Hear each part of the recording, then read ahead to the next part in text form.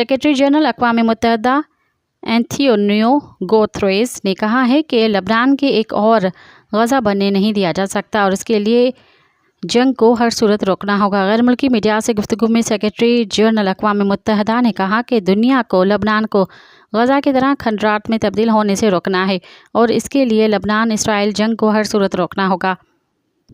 एंथोनियो Guterres ने कहा कि गज़ा जंग तवील हो गई है, बदतरीन तबाही के साथ शहरी तकलीफ में भी हैं।